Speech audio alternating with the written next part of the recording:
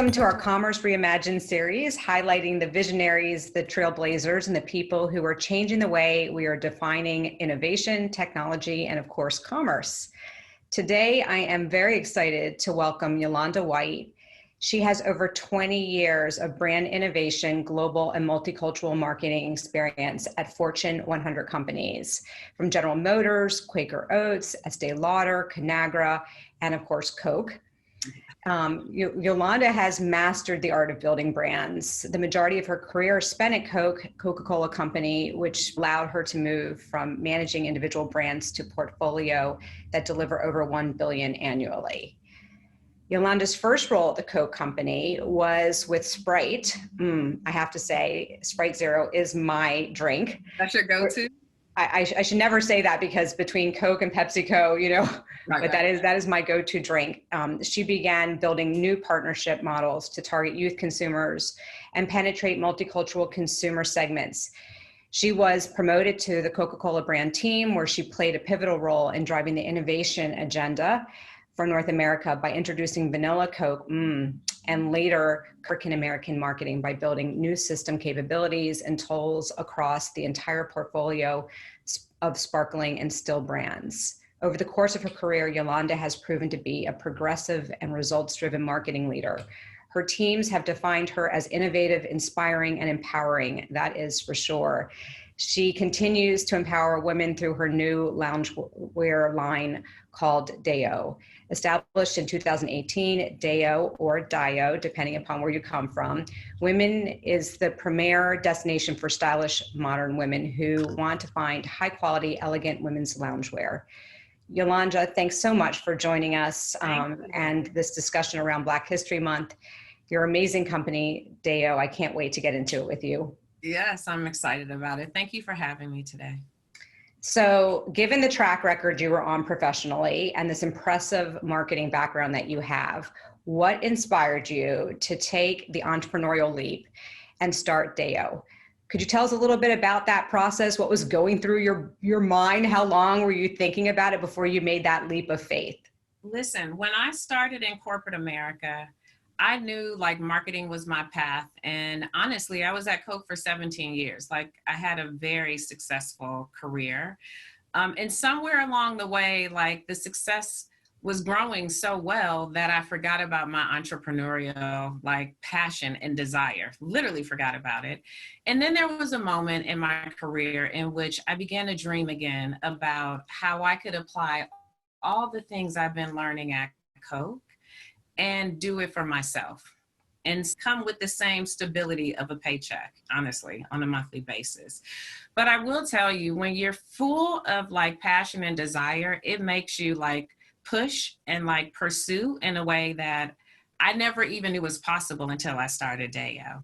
And so, the way DAYO started, it really was birth, because I had a conversation with a girlfriend that was not business related at all. But she revealed to me that her marriage was failing. And I probably had the most simple questions to ask her. They might sound a little silly even, but it was one, do you want to save your marriage? And the second one was, what do you wear when you get home with your husband? And so by the time she told me about the BS that she puts on when she gets home, I'm like, you know what, let me go find you some stuff so you can step your game up at home, but stay comfortable and beautiful. At the same time. And I think comfort for all of us is key number one, And so it was in that moment that I really started to peel back this insight, wow, if I can deliver comfort, style, functionality, and really redefine and challenge the paradigms about how we show up at home, then I can bring some added value to this very stagnant category in terms of where it sits today. So that was the thought process. That's sort of how it all started, And when I got the bright idea, I was not the woman who basically did my day job and start the company. It was impossible. My job was too demanding for that. So when you talk about a leap, I was ding, straight into it. So I actually resigned from Coke, and I literally day one established an office and went to work every day for myself. And I've been doing that since 2018. Amazing. And I'm sure you drew from a lot of your experience in your career before, but it must have been a massive learning curve still, right? Yes. I mean, I drew from a lot of pieces of my career, I will tell you, but I also felt like I had to undo a lot in my head as I became an entrepreneur. I had to get very comfortable with iterating and not being a perfectionist and not like over bouncing around one word or two words. I think I had to get very comfortable with not having as much validation from like my boss telling me how great I am, from my employees telling me how great I am, to my peers telling me how cool I am. Like I had to lose that piece, you know? But it definitely was a lot I could draw from, but there were many pieces that I had to understand. I wasn't running a big company any longer. I didn't have the $350 million budget from Coke. I didn't have the $33 million budget just to go activate a holiday time period. So like thinking about those numbers and how to take the thinking, but understand I didn't have the budget. It really was about how can I hack an industry that I've never played in, that's the learning curve, in a category I've never played in, learning curve, to really like lean on the insights of building a brand from start to finish. So before we go further, just so that everybody's following us, I'd like to understand the difference between leisure wear and loungewear. Ooh, this is good. Okay, so leisure wear is like ready to wear that you can wear every day on the street. It's really like just casual wear that you wear out of the house. DAYO is kind of a hybrid. It is merging together, like almost taking pajamas and loungewear to the next level. So this is what you wear when you get inside your home. If you need to run out of the house, I've built in enough functionality for you to do that. But it really is just like loungewear is what you enjoy when you're entertaining at home. You're either by yourself, with close friends, with family, but you're usually in a setting that's home. That's the difference. So your business, I would imagine, should be like really taking off right now, Good. right? So let's get into that because you do a lot on social, from LinkedIn to Instagram to social commerce, kind of wrapping all of those different experiences, TikTok. Help all of us understand the right uses, the wrong uses, like how has it affected your business? And then how do you apply it in the way that makes the most sense for that genuine, contextually relevant consumer experience? No, I love this question. I will tell you, 2020 really challenged me and many other like smaller businesses to think about how do we leverage all of our tools most effectively to connect with our consumer base and to grow our consumer base, quite honestly. And I will say, I wasn't the woman who came into the category and bought my way into the category, which, you can buy, email addresses, you can purchase, accounts that are connected to you. There was no purchasing. It was all about organic, real, genuine connection and growth for DAYO. And so what that meant is that it really was about leveraging Instagram and Facebook and even going beyond social media in order to drive both engagement, connection, as well as retaining and like new customers to my business. And so Instagram became the heart of my strategy, to be honest. And it gave me enough tools to do IG Live, now we have all the reels, to do daily posts. But it was really about introducing the brand, the benefits of the brand, introducing what we stand for and our values. And I think the story of the brand is really important because DAYO is all about equality, self-love. It's about anti-ageism, and being able to have a venue and a place to tell that story is really important. But at the end of the day, it's all of these pieces of it's like pieces of a wheel that I'm pulling people into the website. That is the core like destination that is important, and not solely just a shop, but to deliver an experience that's really rooted in what DAYO stands for. And so there's a bunch of pieces, but I'll tell you, like the e-commerce landscape is one that it requires a ton of time. And it requires a ton of curation in order to have the right imagery, match the right messaging, that really does connect in a meaningful, genuine way. And so when you talk about how did I drive that connection and how did I keep it real, I'll tell you, like, I talk about what's important to me.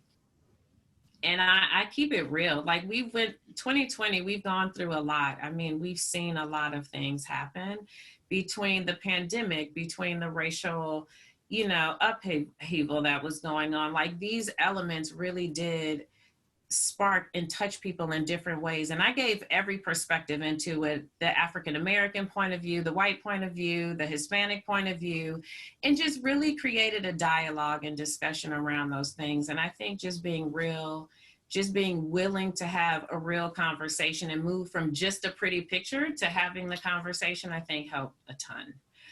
So clearly, like what you're saying the brand stands for and how you've been able to emote that and put that out there is genuine and truly authentic and one.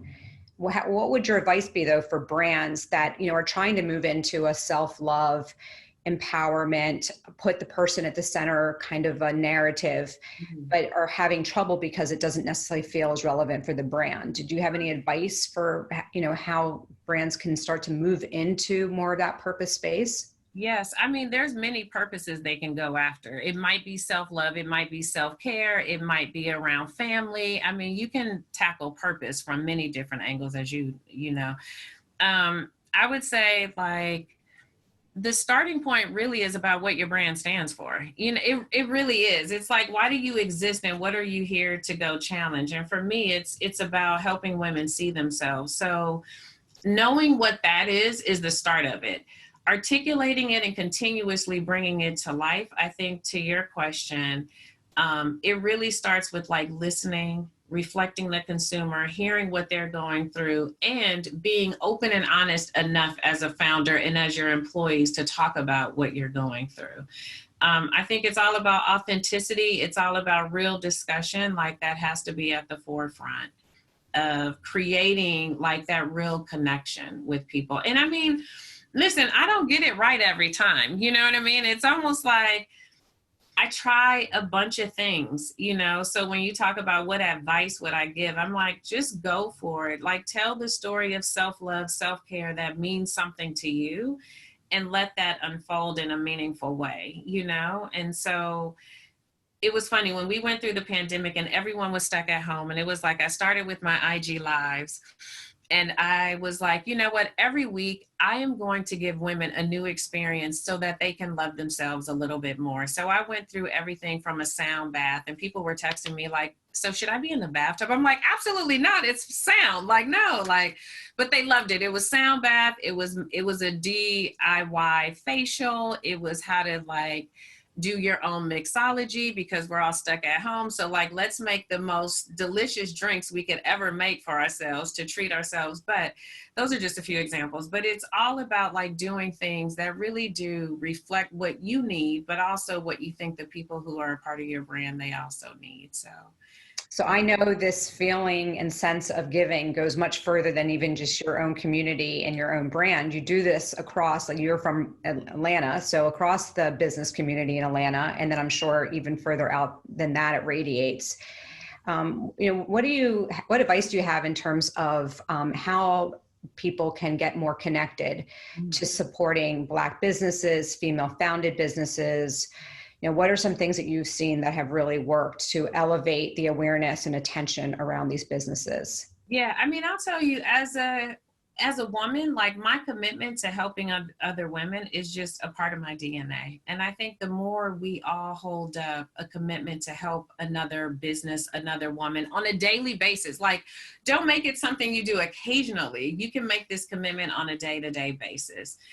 It's something that has to sit within us. But I will tell you, the question is so interesting to me because I have made it my mission to help other women. And I did that even when I was at Coca-Cola. I mentored more women than, I would go home tired. I'm like, okay, I'll fit you in when I'm walking so I can give you some advice, and I'll fit you in just for a coffee break, you know what I mean? So yeah, but, and I do the same thing even as an entrepreneur. So I partner with women, I give hour coaching sessions just on their business.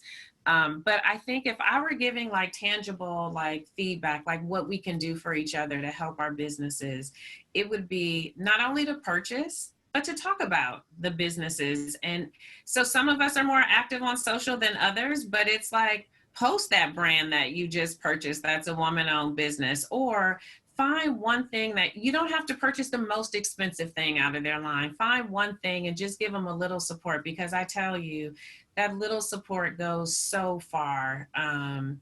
You know, it makes the founder believe in what they're doing. It makes them know that you see them, and it gives them even more fuel to deliver even better and great things in the future. But it's posting, it's actively talking about the brand, it's sharing with a friend, it's leaving a review for a business. I mean, I think I could go on and on about this, but it's, you know, I think on a day-to-day basis, it's really critical for us to think about how we're spending our dollar, and to think about how we could be more purposeful in helping that smaller business that embodies who we are. I mean, when I started DAYO, it was really important that I had a voice for today's woman, the woman who is going to work every day, or is creating every day to build the best family she could build, or you know, the woman who is giving to the community. I wanted to reflect today's woman. And I will say, most of our female founders, they're doing the exact same thing. They're rewriting the future for women, and they're helping to deliver products and experiences that really do reflect who we are. So, you know, the way I like to say it is like, we are you and you are us. And the more that we can like support each other in whatever form that looks like, the commitment of doing that has to be authentic and real and continuous. I think that's. Wow, if we could all kind of keep that at our heart, you know, we are you and you are us. Yeah, how important that is in terms of where our projection and our reflections are set. That's amazing.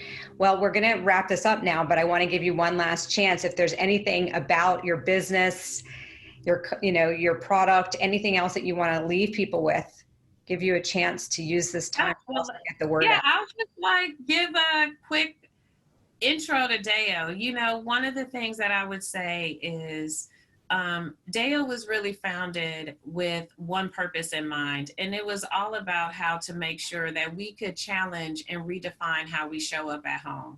Society gives us all of these images that we almost have to be a sex kitten to be beautiful, and then the rest of the world tells us we just have to be so comfy that we forget about ourselves. But what I would say, and what I would want to leave people with, is show up for yourself even when no one is watching. And show up for yourself even when the people who are closest to you are watching. And so, you know, it's take that time to love on yourself, take that time to give yourself a bath, to light a candle, to really show yourself a little bit of love, because that one moment you redefine how you think about yourself, how you feel about yourself. And if DAYO is a part of that journey, I would love it. And if DAYO is not a part of that journey, I still want self-love to be at the heart of what all women do. So thank you so much. That's wonderful. I have a feeling that when you show up for yourself like no one's watching, people start to watch. If it's anything like what I'm witnessing here, it was great to have a conversation with you and, you know, learn from your wide-ranging experience. And I'm sure you're inspiring others who are watching this now. So thank you very much for your time. People who are interested obviously can look out. DAYOwomen.com is your site. I'm sure look you up, Yolanda, on LinkedIn and through Instagram and other places. And then, of course, people can follow me through LinkedIn as well at Beth-Ann Kamenko. I'm so accessible. You can talk to me anytime. I will DM you back. I'm sure about that. Thank you so much, Yolanda. Thank you. This is amazing. Thank you. And I love the platform you've created. Thank you for sharing our stories, our voice. It's amazing. It's great work. I know your agency very well through Coke Days. Love what you're doing. Keep doing it. Well, thank you very much. I'm definitely going to go put on some loungewear now after this and get a little bit beautifully comfy. Yes. Thank you. Thank you.